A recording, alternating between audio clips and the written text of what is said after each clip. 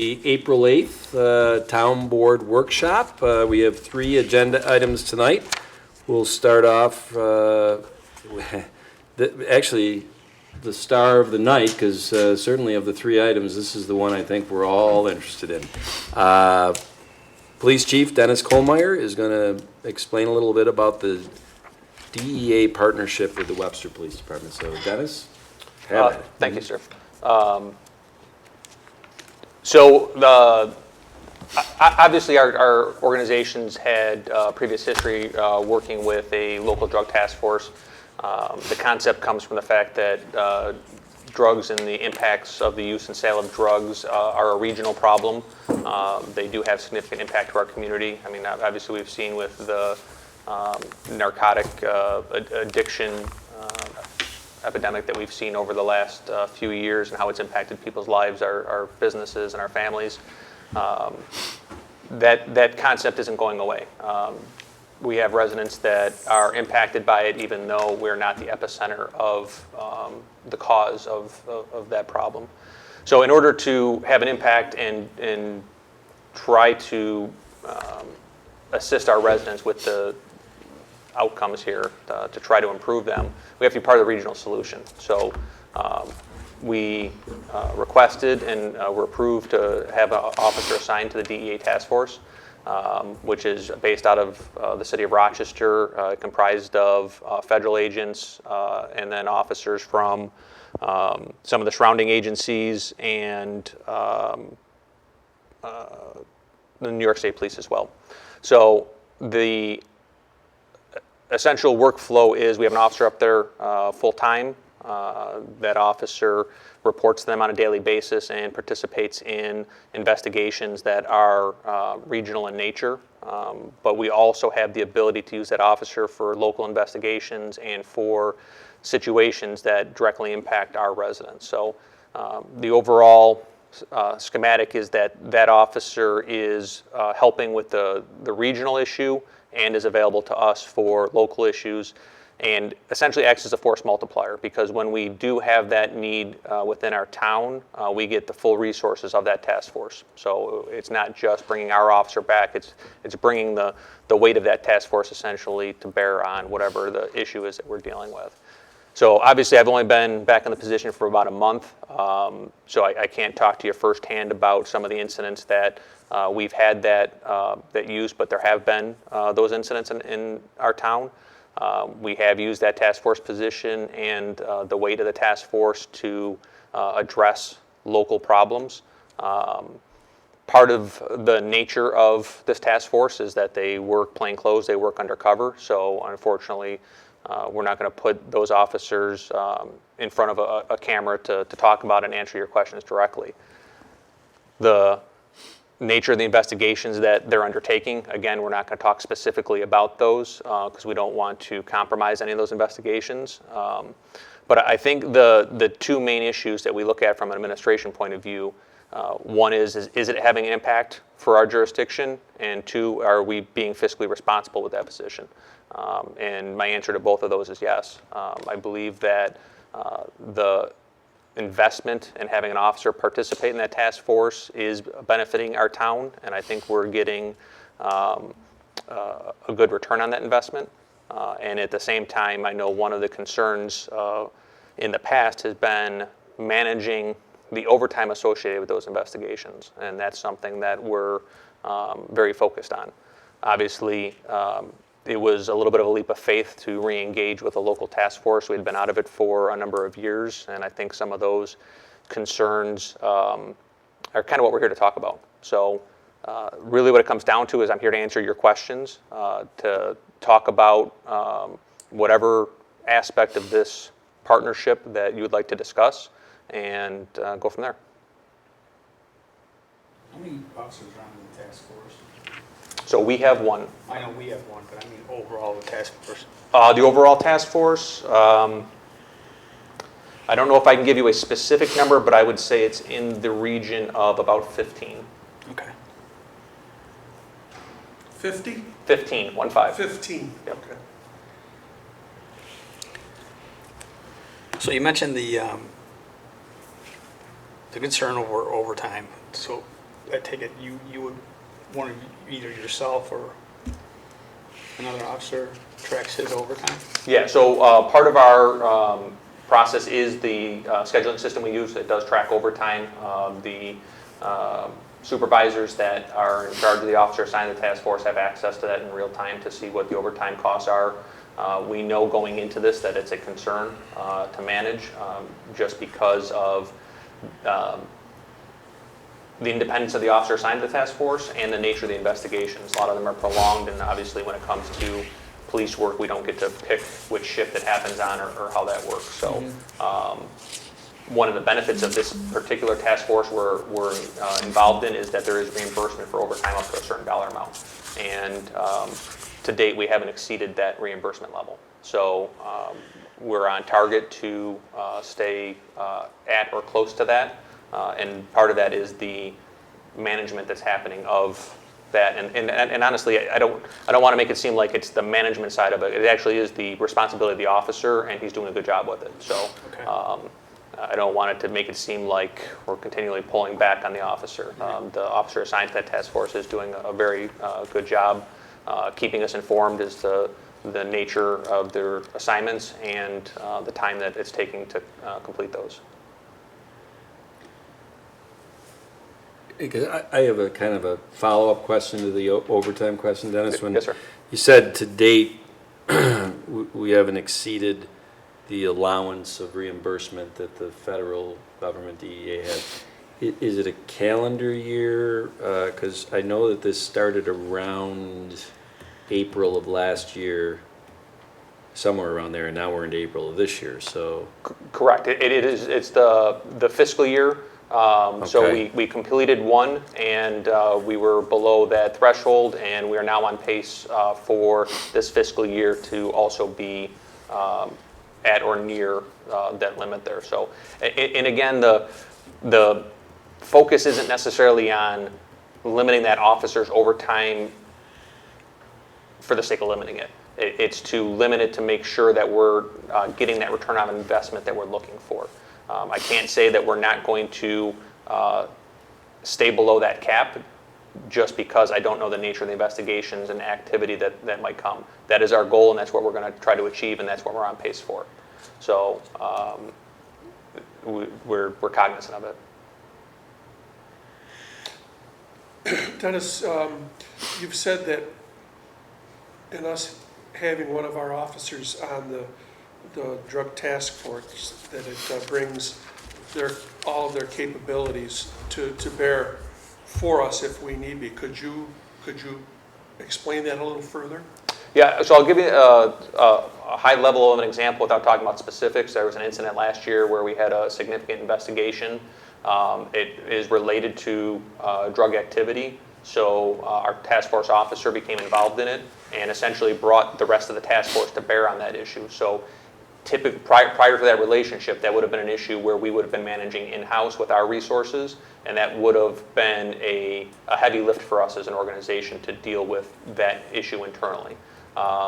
So that investigation allowed the full task force to participate and resolve that issue. So that involved the firearm and some level of narcotics as well. So not just manpower, but also all of their technical expertise, all of their hardware and everything that they have at their disposal becomes at our disposal as well. That is correct. So there's a lot of different nexuses to criminal investigations, and narcotics are typically tied. Firearms are tied to a lot of them, and the obviously use of cell phones and technology becomes a major component of that. So if you take the example of where we are locally impacted by people who either suffer drug overdoses or are killed during a drug overdose, a lot of times we don't want that family to go out without some closure to that incident. So we try to leverage the technology and the cell phones and the communication methods that person's using to actually be supplied those drugs. So that is an example of the technology that we would use with this task force. They have the computers and the capability, the software to access those phones, download those phones, and then use that as part of the larger investigation to get to the actual core of that problem. So I think there's a lot of effort to deal with the impact on the families and individuals and get treatment. At the same time, there has to be an equal amount of effort on the people that are supplying and benefiting from those tragedies. So that's really how we're approaching this. We're trying to do that community connection and help the actual people suffering from those addictions, but we're also trying to address the people that are benefiting from them. Thank you. I'm actually pleased that we're participating in this again, because clearly we all realize, first of all, we can't be in denial and say there are no drugs or overdoses in the town. We know that there are. But also, we have to be aware that this is not a local issue. It's not within the boundaries of the town. The drug activity stretches across the county and beyond. So a more regional approach to me just makes sense. Right. And I appreciate that perspective, because that is also, we've seen in the last few days, that applies to a lot more than just drug activity. Crime in its nature is very transient, and it's regional, and it's impacting multiple jurisdictions. We just saw the tragedy in Gates yesterday, and we've had similar incidents here in the town of Webster. Those types of activities are best addressed as a regional solution. So Yeah, we work. I don't want to get off topic, Yeah. but you already went to the next topic that I was actually going to ask while you were here.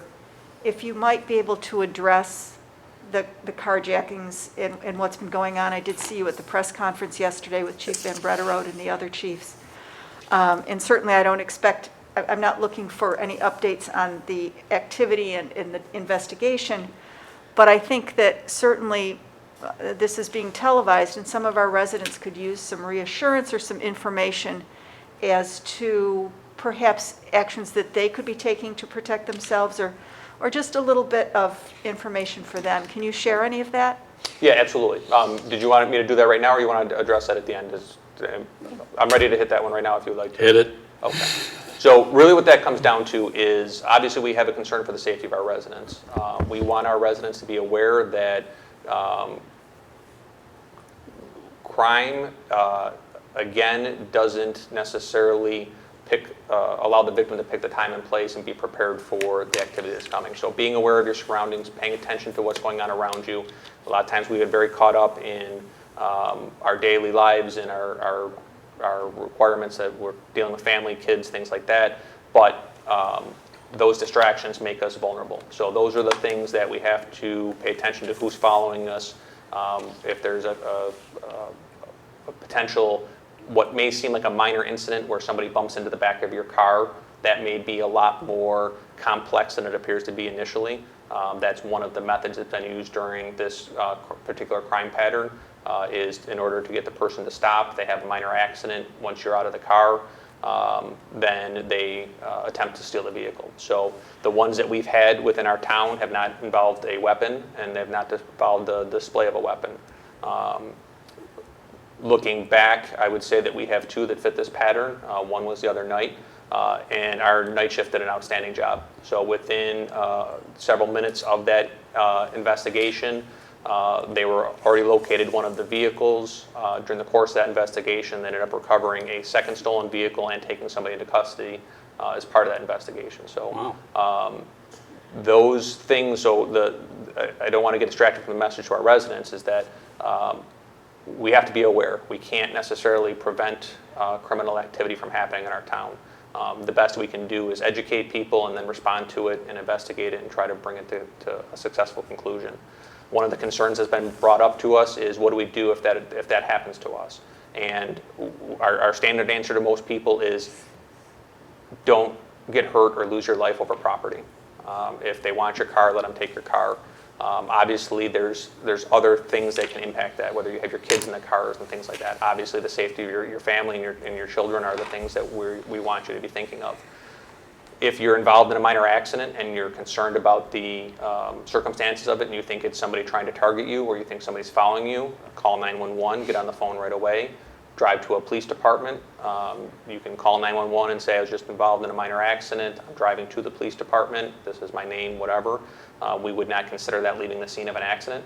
we would consider that somebody being concerned for their safety and calling 911, reporting the accident, and dealing with it. So really what it comes down to is awareness, communication, and if it comes down to a physical confrontation over property, then we would prefer people let the property go. We'll work to recover it, and that's what insurance is for. So that's the basic guidance that we can put out. Obviously, every situation is going to be a little bit more nuanced, and there's different dynamics to these. It's very stressful for people to make decisions in those. So trying to think through those courses of action ahead of time will help people when they are confronted with something that they could potentially consider an act of violence or crime. Thanks, Chief. Thanks. Trying to think how to frame this question. I think because, Chief, you were on the force for several years and then had a hiatus when you retired for 2 years before you came back as the chief, you have a pretty good understanding of the rules of engagement and the pros and cons of the 2005 version of this type of partnership with Webster Police and an agency. When you took over as chief, because you weren't involved in the process of this most recent iteration, 2020, I'm sure you had to kind of dig in and, vet out what's the good, what's the bad, of this. You've already said that, for the two things, is it having an impact and is it got fiscal responsibility? You said yes to both. How would you describe the biggest differences between the 2005 iteration and the 2020 iteration of Webster Police being in a partnership with a federal agency? I guess I would break that into a couple categories. One is technology works both ways. The use of the systems we're using for our payroll and scheduling allow us to monitor those things more closely and be more involved without having to go through the paperwork and make sure we're logging and tracking and things like that. So one, the technology side helps us. Two, the benefits that we get from it, I think, are higher based on the complications we have with investigations. Pretty much every investigation that we have is going to involve some sort of technology. So that wasn't always the case. Pretty much every investigation has a cell phone involved with it, if not multiple cell phones, and having access to those resources really help us. The crime patterns, I think, are much different now when it comes to living close to the city of Rochester and having direct impacts to our residents. I think we've seen, obviously, what happened in Gates yesterday, where the violence that comes to one of the jurisdictions and impacts it and its residents may not be caused by that jurisdiction.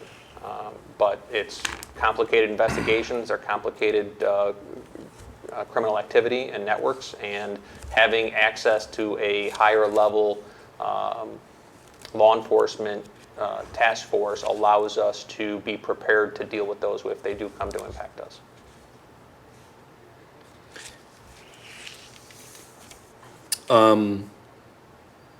And I know that, well, and you and I have had this conversation, and I know that Chief Rieger and I had this conversation where there is without getting into too much details, a potential that seized monies, properties from this task force efforts, whether it's in Webster, whether it's in Canandaigua, whatever,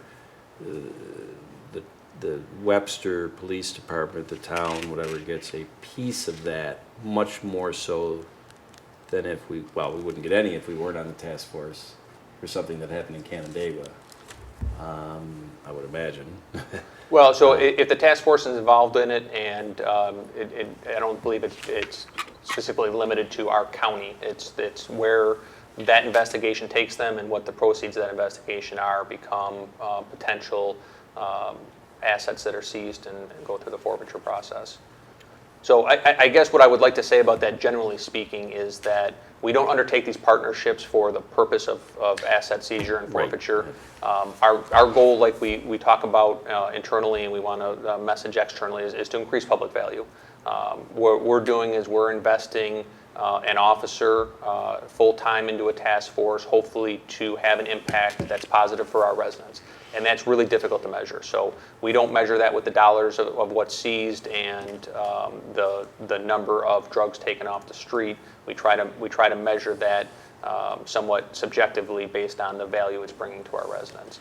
Obviously, bringing in assets that we then can and leverage back into law enforcement and help our community is a big component of that. So theoretically, there's some monetary return on investment that comes from the asset seizure process, but it's difficult to measure the other areas of public value that come from that, other than what we know, obviously, is having a number of officers coming from that don't work for our jurisdiction to help us deal with one of our problems because they're on a task force, obviously saves us manpower, saves us overtime and headcount.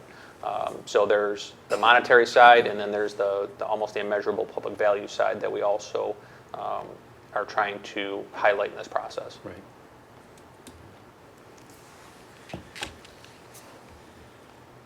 Anybody else? It's been good information. No, thank you very much. Bill? Yes. Appreciate it. Charlie?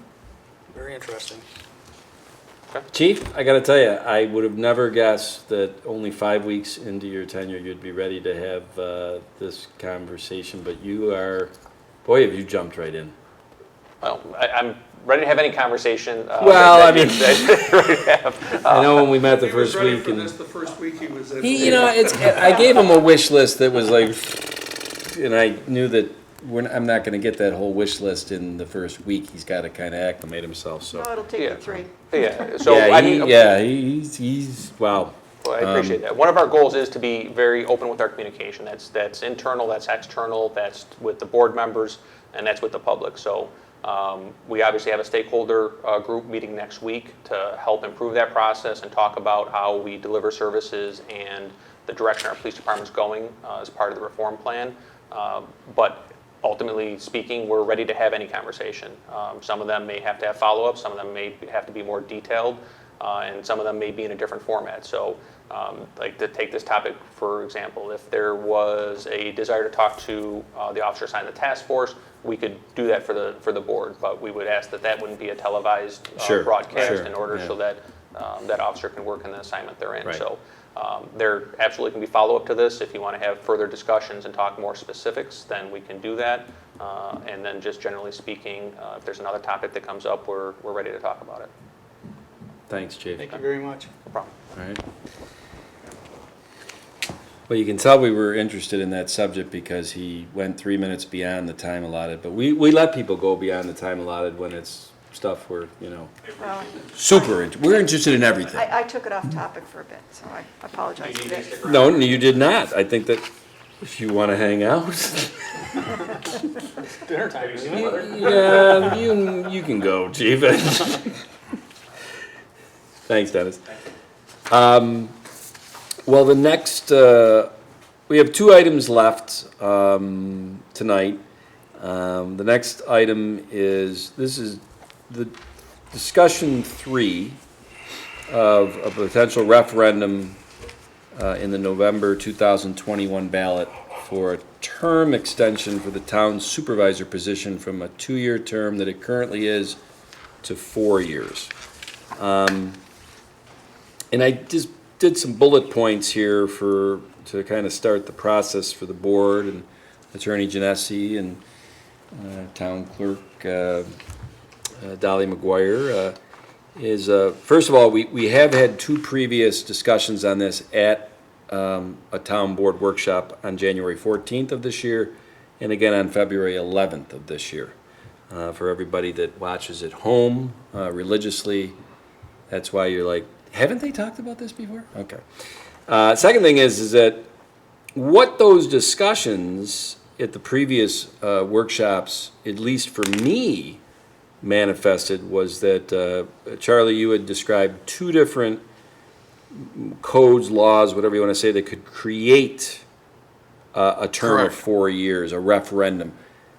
But there was one of the code laws, I don't remember if it was town or state, would be that the term, if the referendum is on the ballot this November, if the citizens decide, yes, we want the term of the supervisor position to be extended to 4 years, that wouldn't start until January 1st, 2024.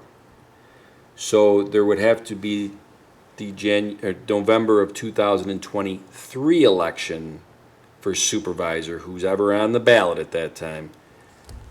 That winner would step into office on January 1st, 2024 to start a 4-year term, correct? Yes, there's two ways of extending or attempting to extend the term of the supervisor from 2 to 4 years. One is under Town Law, Section 24-A, which is done by the town board taking a resolution. Has to be 150 days prior, at least 150 days prior to the next election. So it would have to be whatever that, basically 6 months or 5 months prior to the election. The other, you would take a resolution to place it on the ballot. And then I'd work with Dolly in terms of what has to be done in terms of setting that up. The other is under the municipal home rule law. I'm But sorry. Charlie, on that one, On that one, it does not take effect immediately. It takes effect in 2 years. that's the one I like. Yeah.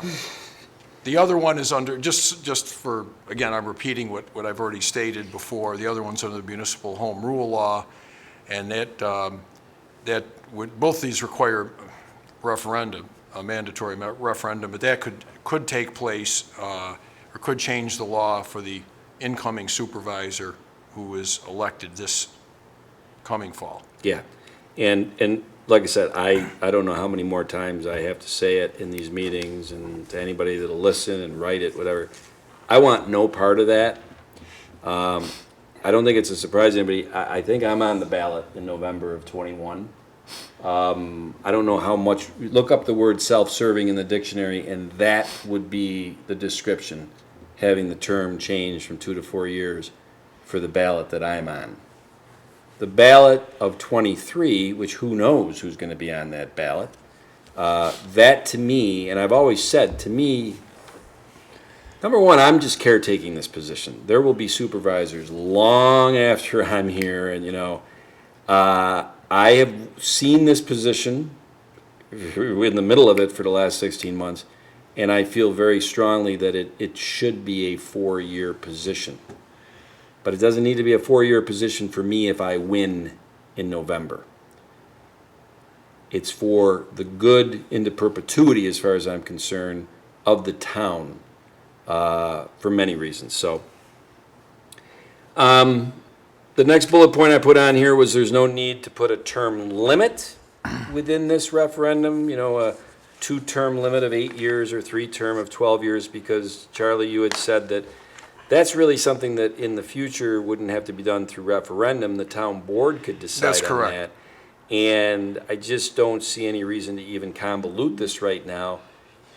And I'm a simple guy. If the referendum doesn't pass in November, it's a moot point to even bring it back for discussion. Well, heck, if the term is now 4 years starting in January 24, does the town board in 22 or 23 say, maybe action, reaction, we should talk about a term limit?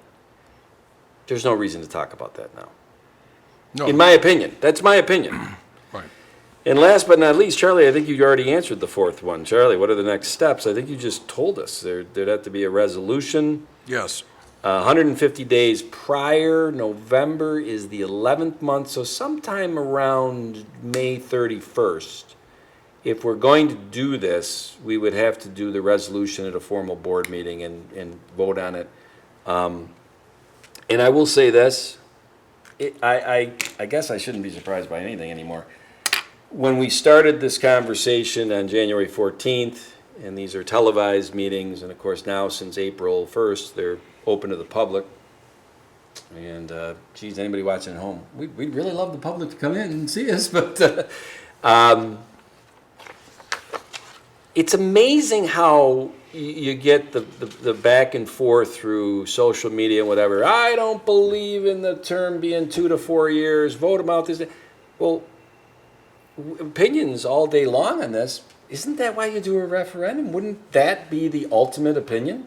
Yes, Hey, thanks, James. absolutely. I mean, and maybe I'm looking at this out of like, what is the harm? Maybe I should ask that, of putting that as a referendum on the November 2021 ballot. If the town people come out and vote the thing down 70% to 30%, well, they spoke.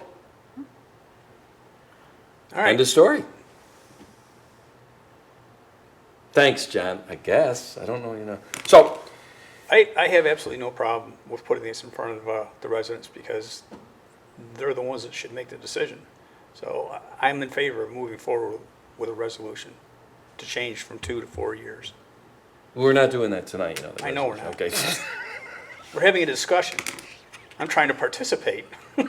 I thought the guy was making a motion, for God's sakes. Well, thank you for welcome. participating. Yes. That's my input.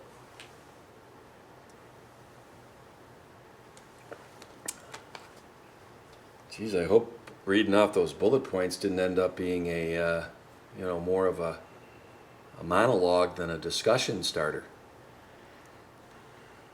Would you like to discuss this further? Do you have any duct tape so I can put it across my mouth, Barry? Or? That's what we need to bring to meetings. Hey. Oh. There you go. Yeah. Okay. I guess we're all supposed to speak and tell our opinions. I guess that's part of the discussion. My opinion is, I don't see any problem with putting it in front of the residents on a vote in November. I also don't see any need for this.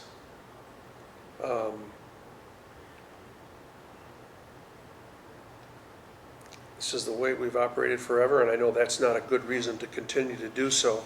And I do know that there's difficulties in any supervisor, particularly new supervisors, starting on January 1 and then a year later having to start running again while they're trying to conduct town business. I mean, it is a bit cumbersome.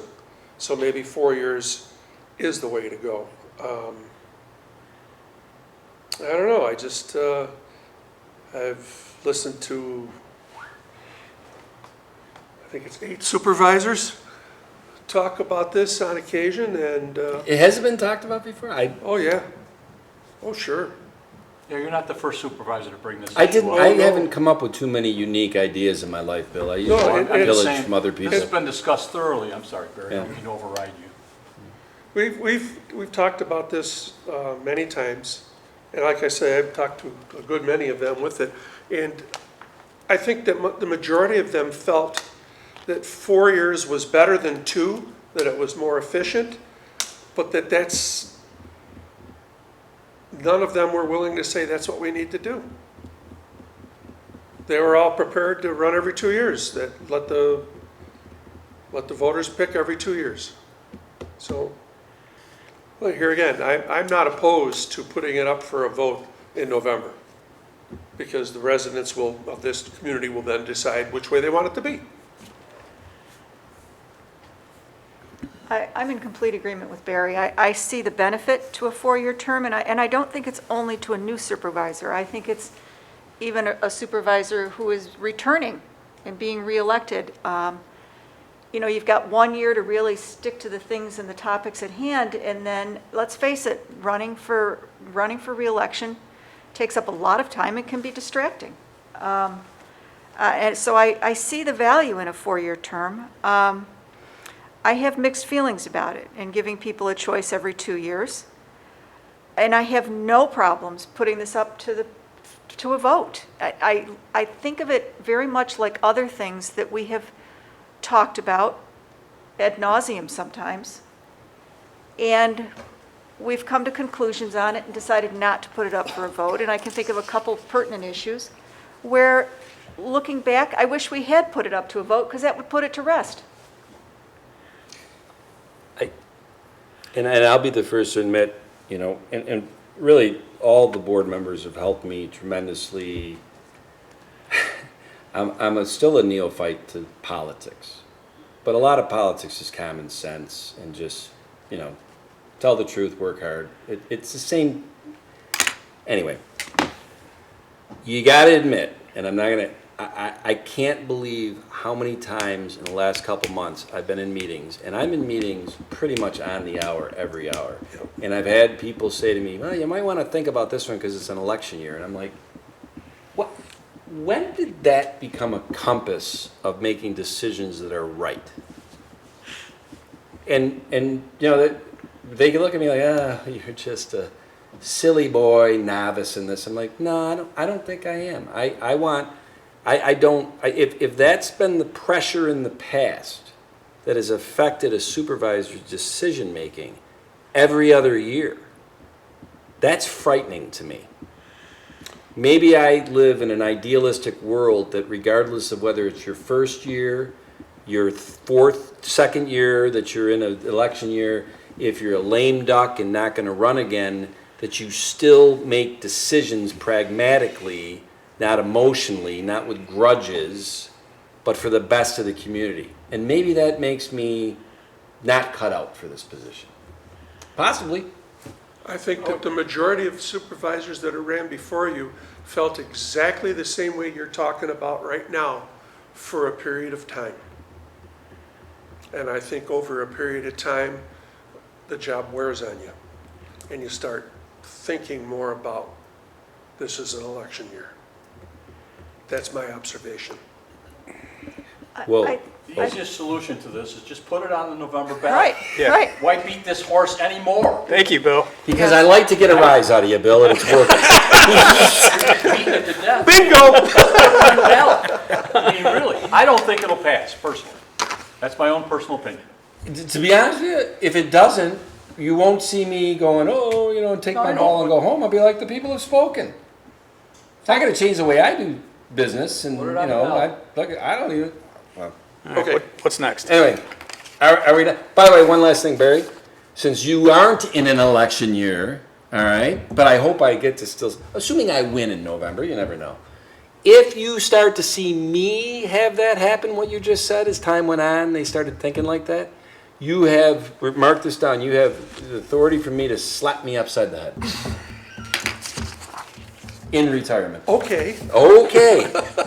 All right, Dolly, you're not about the rest taking of us? notes. That's not in I'm the not minutes of this saying meeting, right?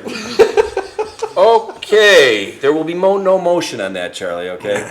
Unless you can come up with the Latin term for slap upside the head. All right, I think it was called McQuaid and Bishop Kearney Discipline. discipline, thank you. All right. Now, I'm going to preface this next one because, as I said, Mr. Abbott, I do have a date at 8:30, so we're a little bit behind, but we're going to catch up quick. Because I'm going to preface this one by saying that this could hit the editing room floor and I wouldn't bat an eye. But the reason why I thought it was worth at least proposing to talk about, and it was my fault, I put it in the agenda as a town board member formal job description. That was not accurate. I meant, a better way to describe this is the duties of a department liaison. Because really trying to come up with describing what a town board member does, I mean, how would you do, kissing babies, this, that's too subjective. But as I've learned on this job, I think the value of a liaison to these department heads is unquantifiable. And I just don't know if I've ever seen anything that I know of that basically says to somebody running for the position, this is what the job entails when it comes to being a liaison. And also, I put here, do the candidates for a town board really know what the job entails? And I put, it's a lot more than showing up to Thursday morning meetings, marching in parades, etc. You do know, and this is a bit of a negative slant on it, when you're out there in the community, at least I've seen, the town board members get paid X, and all they do is come to the Thursday board meetings. That's an easy job. I'm like, yeah, you don't understand the job. That's not the only thing they do. The vast majority of our residents, to no fault of their own, do not understand what we do. There's a whole lot of people out there that couldn't even tell you who their supervisor is, Absolutely. okay? Everybody's busy, they got their lives going, they're doing that. As long as their town is being run efficiently and there don't seem to be any major issues, people are happy. They're not paying a whole lot of attention to what you and I are doing up here right now. You're right. You're right. My second bullet point is, do the citizens know what the job entails? You might have just answered that, Barry. I did put a little bit more that there may be a misperception of the job, such as candidate stances on national issues that separate the two main political parties in the United States, when in reality, town government works very different from the national platforms. We don't have anything to do with that. And I've also said that, and I think this is also a misconception that's out there, is that our job, once we're elected to this seat, is not political. We're here to do the business of the town, and politics, I've never seen it get in the way of that, nor should it ever. Now, I made a mistake. Thank you, Patty. I should have put a third bullet point in here. Our department heads. Ask our 15 department heads, what is the job of the liaison? You're going to get 15 different answers. And we're in a transition period with retirements and this and that I think there might be a value to just having, some written up. And it's not, as you see at the end, there's no law, code, or whatever. It's just kind of like this board says, yeah, one page, those are the bullet points. Everybody kind of now is on the same page. The department head has an expectation of, what they can expect from their liaison. The liaison knows what their expectations are. And I'll just give you an example.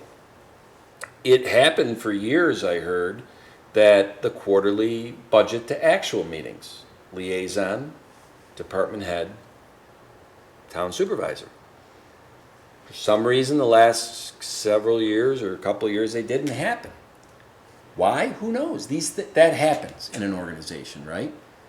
I can tell you this, in 15 months as a supervisor, those are extremely valuable meetings for the department head, for the liaison, and for the supervisor. You want to talk about, our main job, as far as I'm concerned, is the fiduciary handling of the town taxpayers in this $35 million budget. That's a fact. I don't know how you could argue that isn't our main job. Is there a more critical thing than once a quarter having that meeting between the department head, who might be overseeing a $6 million budget, the liaison, and the town supervisor, to see is there anything that went awry? Is there any anomaly? Is there any expense that's trending way higher than it should be and all that stuff? That type of checkup is something that if me as a taxpayer, man, I would hope that is always happening. And it did. And then it didn't. I don't Well, know. as a liaison, I think, this is my 12th year. Bill's in his 13th year already. 14th year. It never was really explained in detail to us as liaisons what but we pretty much understood that we're supposed to communicate with our department that we liaison to at least once a month to meet with them, or in addition to that, if they need any help, which would be there to call us. Do you know something, Barry, what you just said? Honestly, that's the first time I've ever heard that. Okay? But that's, and I've always tried to be part of that, but then there's also been times where it didn't really make sense for me to do so, seeing as how my department head that I was representing or liaison to was meeting with the town supervisor for 2 hours once a week, as it was. What are we going to talk about? We're just more or less of a conduit between the department and the town board, so that we know what's going on with them and we can share that with the rest of the town board, and so that one person hasn't got to do it all. So individually, we all have a number of departments that we handle, and if there's an issue, we bring it to the town board at a workshop or whenever. So there's communication between the department heads and the town board, not just the supervisor. Man, Barry, I could go on and on about what you just said, and boy, you just said a mouthful of pretty good stuff, but Patty, go ahead. The bullet point that you left off, the third bullet point, to me is the most valuable one in this endeavor, and that is so that the department heads know what they can rely on the liaisons for and what the expectations are. To me, that's the most valuable piece of this. Whether the public knows what we do or not, or whether incoming candidates know what we do or not, yeah, it's important, but to me, for the function of this responsibility, our department heads should know what they can rely on us for, and I think that's critical. Like I said, there's no, I said at the beginning, this could hit the editing room floor and I wouldn't bat an eye. But I thought it was worth at least bringing up. Charlie, you gotta agree, something like that, it's not a law, a code, a resolution. It'd just be kind of like, well, this is what this board has come up with as a policy. Future boards could look at it and say. I think there's a lot of people who run for office that don't understand the office they run for. I'm not talking about anybody here, but I'm just saying this is in general, and I've seen this. I've been involved, for years in government. I mean, decades, really. And I also have seen other town boards and how they operate. This town board is much more hands-on than most, I'm guessing. Also, this particular town board is very involved of other town boards that I've seen, even in the town. I think the liaison position is one that is pretty much defined by the person who is holding that position. I think, I think it's good to lay out what the expectation is, but I think it's going to be up to the person. How much time and effort and knowledge do they want to bring to the board and bring to it? So I understand what you're trying to do is educate, and I think that's important, because I think you're right. A lot of people don't understand what the position means and what it means once you're in office here. But, here, again, we've got people who have all been in public office now for some time, probably have a pretty good idea of what the departments do and what the department heads are doing. So anyway, that's just more my commentary, but. And it's funny, like I said, I could go on for hours about what Barry said. Don't worry, Bill, I won't. I still have that date. We're gonna wrap this up.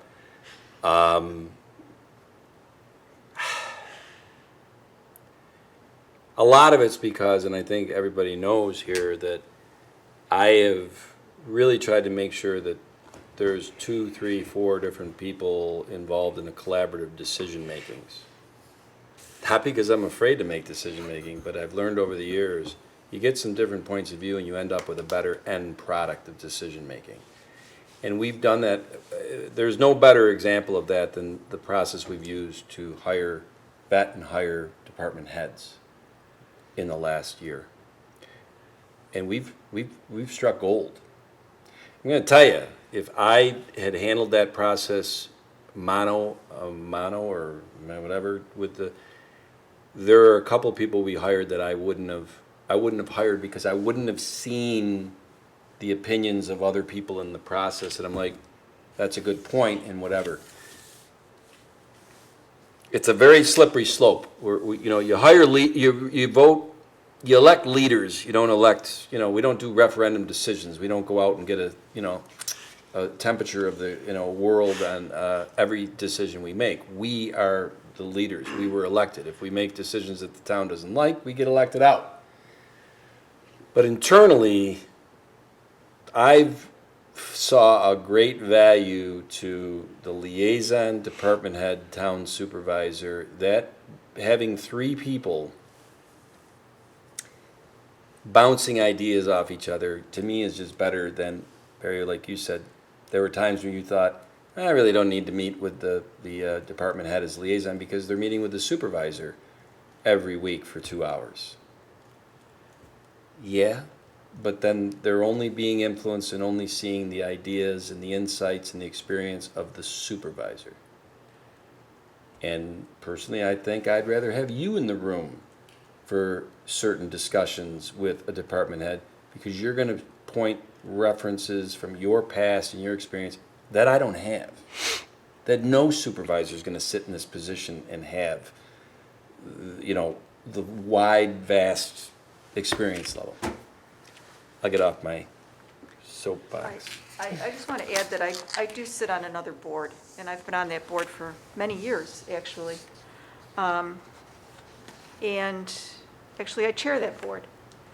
And we have found through the years, in bringing new board members in, that a board member description, a job description, if you will, has been extremely valuable.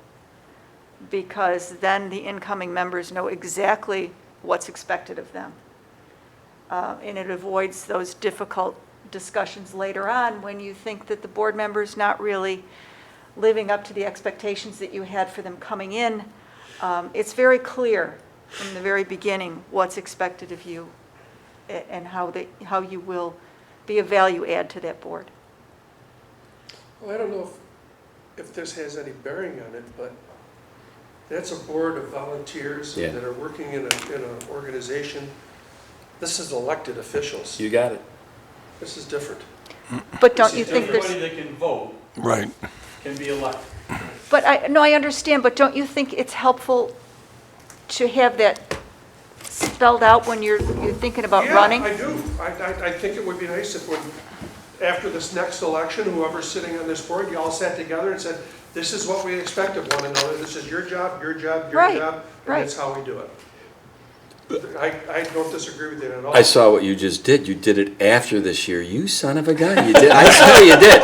You keep bringing I it up. I gotta just say, and look, and you, we are not a volunteer board, of No. a, you know, and because of that, Bill is absolutely correct. And that's why I said at the end here, look, I'm well aware, and Charlie, this is not a resolution, this is not a code, this is just kind of like a working document that is a point in time for, do the 5 board members sitting on the board at that time say, yeah, this is something that we feel comfortable giving to the department heads, and there's just a, you know, demarcation of the, you know, expectations, whatever.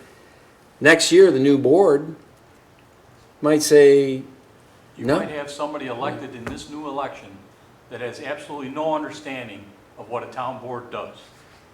And you, as the supervisor, are going to have to educate that individual. I have no problems with that. If you are the one elected. Well, that's a good point, Bill, that's right. Whoever is the supervisor in January 22 That's correct. is going to have to educate All the new board. Barry's, Yeah.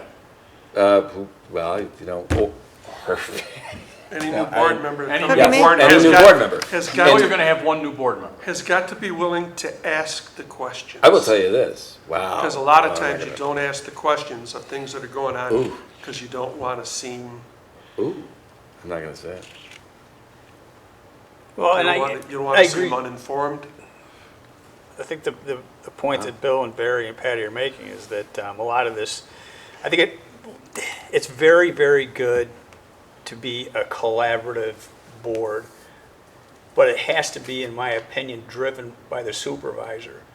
And I'm not saying that the supervisor is the one responsible for putting together, quote, job description. I think that's got to be a collaborative effort by the board.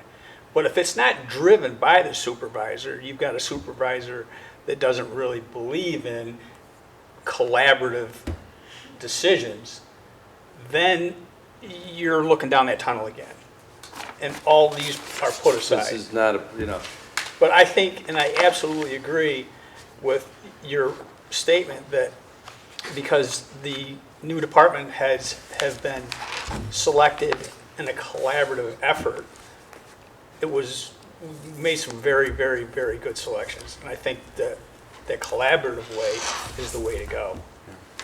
and I'll leave it at this, look, like I said, It's a good discussion. the best example, I'll tell you this, let's, God willing, if I'm the supervisor in January, okay? Now, we know at least one new board member will be here. I can say beyond a shadow of a doubt that that board member, probably in November, within a couple of weeks after the election, I am going to sit down with and say, as far as I'm concerned, you being new, there's a lot of good to you being new. You will see things that maybe we didn't see.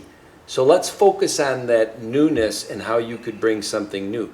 Because they're going to be a liaison to some of these departments. Now, I don't expect them on January 1st to know everything and whatever, and I will spend time with them, but relationships are a two-way street. They then have to show me that they have immersed themselves into the thing, in learning and this and that. I don't think that's a lot to ask. Now, that's just my opinion. Any other supervisor might say, yeah, no, you know, they just come to the board meetings. The best example I can give of it, in a way, is what Art Patrone did the last 6 weeks when he was the interim highway superintendent. He could have done the bare minimum, which, as the deputy DPW commissioner and the code and all that, he could have gone in and signed the paperwork that we needed him to do based on his position to be in compliance with the state. But what he did was the first Monday, March 1st, during shift work, he showed up at 2:30 in the morning to see off the first shift that starts at 3 a.m., I think, Barry? That's somebody jumping in. And I have a ton of respect for that. So that's, I guess, how I'm looking at it. Whoever, if anybody's watching who's running for that position, Be ready, because that's you're how. going to have to deal with him. No, you know what? No, I will give my time. Or, You know, you're or right. well, and I'm not even, you know, we're gonna. All right, 'cause, 6:30. I don't know. If somebody else is sitting in this chair and there's 2 new people to the board, or if there's 3 new people to the board, and Bill and John on January 1st, 2021 are the anchors, and I don't mean that as like dragging it down at the bottom, but the foundation blocks. I do. That's a, wow. I think Valid. everybody's packed up. Barbatin's got helped me a lot when I came on board. The department heads will be more put into that position of, you know, educating. So, hey, what do you say, gang? Enough. Uncle? Do I have to, here, I'm gonna give this to you for in the future, like I Okay, said. let me get my If hair I done. start to show signs. Thanks, everybody. I guess you. that will do it for the evening. Nice discussion.